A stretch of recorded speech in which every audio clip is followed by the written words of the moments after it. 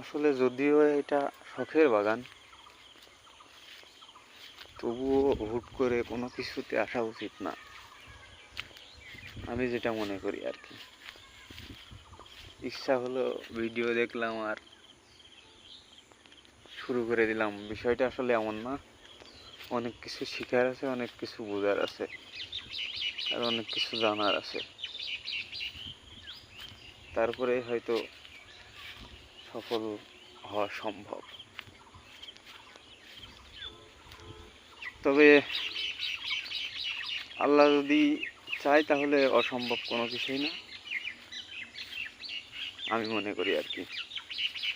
তো এই আশা রেখে চেষ্টা করা।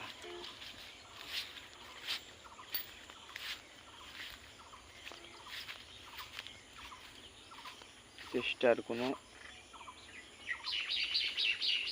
কমতি নাই।